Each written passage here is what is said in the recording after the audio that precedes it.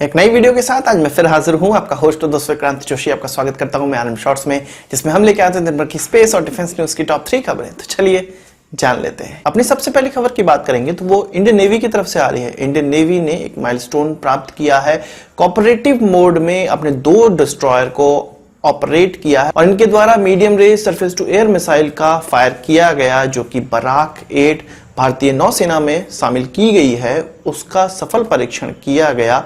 और इसमें 3 agency Indian navy, DRDO और इजरायली एरोस्पेस इंडस्ट्री शामिल थी इस पूरे के पूरे लॉन्च में, इस पूरे के पूरे टेस्टिंग में। इस एयर डिफेंस सिस्टम या मिसाइल के लॉन्च को इतना ज्यादा महत्वपूर्ण क्यों माना जा रहा है, क्यों इसको एक माइलस्टोन कहा जा रहा है? जैसा कि मैंने नाम लिया, कोऑपरेटिव मोड में 2 डिस्ट्रॉयर का इस्तेमाल किया गया, जिसमें कि आईएनएस कोची और आईएनएस चेन्नई ने भाग लिया। इन दोनों ही डिस्ट्रॉयर में इस मिसाइल को लगाया गया और इन दोनों ही डिस्ट्रॉयर को मल्टीपल टारगेट दिए गए और इन डिस्ट्रॉयर को एक डिस्ट्रॉयर से कमांड दिया गया और दोनों ही आपस में कोऑपरेट करके इस्तेमाल किए गए। दोनों ही डिस्ट्रॉयर का कोऑपरेशन देखने को यहां पर सामने मिला, इसलिए इसको पूरी तरह से कोऑपरेटिव मोड कहा जा रहा है। फर्ज करिए एक सिचुएशन है जिसमें 3-4 डिस्ट्रॉयर भाग ले रहे हैं और किसी टारगेट को नष्ट करना है, तो वो अलग अलग उन टारगेटों को नष्ट करें तो एक कोऑपरेशन सामने नहीं देखने को मिलेगा और इससे टारगेट जल्दी नष्ट नहीं हो पाएगा। वहीं अगर तीनों चारों डिस्ट्रॉयर एक साथ मिलकर काम करें, एक कोऑपरेशन में काम करें,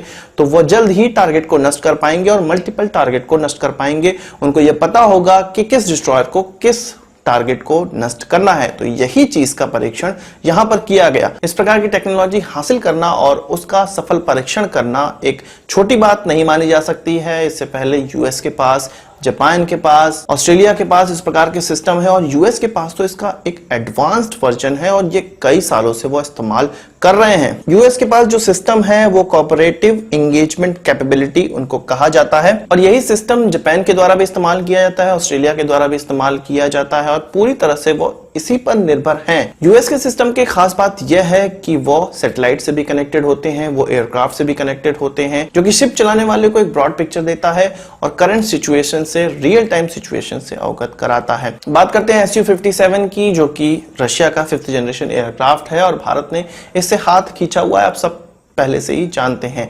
पर रशिया ने इसका ऑर्डर ऑलरेडी दिया हुआ है। 16 एयरक्राफ्ट का ऑलरेडी ऑर्डर दिया गया था, जो कि 2028 तक उनको मिलने वाला था। पर रशिया ने इस एयरक्राफ्ट की मार्केटिंग करने के लिए 76 इस प्रकार के एयरक्राफ्ट का ऑर्डर दे दिया है, यानी कि जो 16 का ऑर्डर था उसको बढ़ा दिया गया है। और ऐसा क्यों किया गया, इसके बारे में भी रशिया ने बताया है। उन्होंने कहा है कि सुखोई ने उनको 20% का डिस्काउंट दिया है। इसमें लगने वाले जो हथियार है, एयरक्राफ्ट है और जितना भी सिस्टम है, उन सभी में उनको 20% का डिस्काउंट मिला, इसलिए ज्यादा ऑर्डर प्लेस किए गए हैं और भविष्य में इस एयरक्राफ्ट को और भी सस्ता सुखोई बनाने वाली है। यही नहीं, इस एयरक्राफ्ट का एक एक्सपोर्ट वर्जन भी तैयार किया जा रहा है, जिसको SU-57E कहा जाएगा और दुबई एयर शो में, जो कि नवंबर 2019 में होने वाला है, उसमें इसको प्रस्तुत भी किया जा सकता है। रशिया यह चाहता है कि भारत, चाइना और ऐसे देश जो कि रशियन प्रोडक्ट पे डिपेंडेंट होते हैं और बहुत ज्यादा मात्रा में रशियन डिफेंस सिस्टम खरीदते हैं, उनको इस प्रकार के एयरक्राफ्ट सस्ते में प्रोवाइड किए जाएंगे, ताकि अमेरिका का जो F-35 है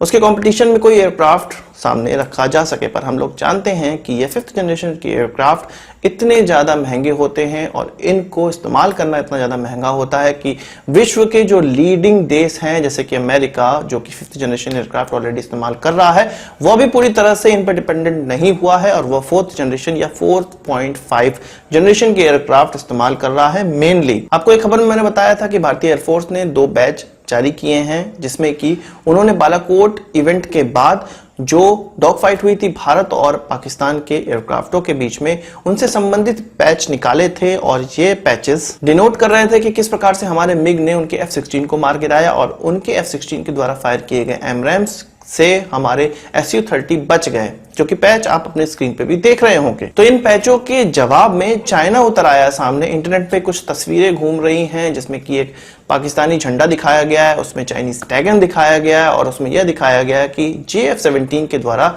MiG-21 को मार के गिराया गया और वहां पर उस बैच का जो नाम दिया गया है वो मिग 21 किलर या मिग किलर दिया गया है। और ये कहा जा रहा है खबरों में कि ईबे पे ये पैच बिक रहे हैं। ऑफिशियली ना इसको चाइनीज एयरफोर्स में ना पाकिस्तानी एयरफोर्स में इन्वॉल्व किया गया है, पर इंटरनेट पे ये जरूर बिक रहा है। हालांकि मैंने इसको जब ढूंढने का प्रयास किया तो ये मुझे ईबे पे नहीं मिला। तो इसको हम लोग JF-17 की एक मार्केटिंग की तरह से देख सकते हैं कि उसमें चाइना अपने JF-17 की किस प्रकार से मार्केटिंग कर रहा है कि उसने मिग 21 को मार के गिराया है, पर एक्चुअलिटी हम सभी लोग जानते हैं F-16 को वहां पर मार के गिराया गया था, ना कि JF-17 वहां पर इस्तेमाल किया गया था। दोस्तों 3 खबरों के बाद अपनी बोनस खबर की बात कर लेते हैं। बोनस खबर हमारी INS खंडेरी की तरफ से आ रही है। आपको पता है कि इंटेंसिव ट्रायल के लिए इसको पिछले साल ही लॉन्च किया गया था और इसका कमीशनिंग अभी तक रुका हुआ है। अप्रैल एंड में इसको कमीशन हो जाना चाहिए था, पर मई एंड तक इसके कमीशन होने की कोई संभावना नहीं है। उसका सबसे बड़ा कारण यह है कि कोई भी VVIP व्यक्ति खाली नहीं है। जैसे कि हम जानते हैं कि इंडियन नेवी के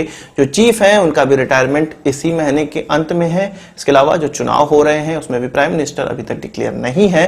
तो जब ये सारे डिक्लेरेशन हो जाएंगे और नेवी को नया चीफ मिल जाएगा, तब हो सकता है इस INS खंडेरी को कमीशन किया जाए भारतीय नेवी में। अभी फिलहाल में यह रुकी हुई है कमीशनिंग के लिए। आज की इस वीडियो के लिए बस इतना ही। आशा करता हूं वीडियो पसंद आया होगा। आप इसको एक बड़ा थम्स अप जरूर देंगे। इस वीडियो से कोई सवाल से जाओ तो कमेंट बॉक्स में जरूर लाइएगा, और यदि आपने हमारे चैनल को सब्सक्राइब नहीं किया उसे भी कर लीजिए, क्योंकि हम इस प्रकार की वीडियो लाते रहते हैं। नमस्कार, थैंक यू, जय हिंद।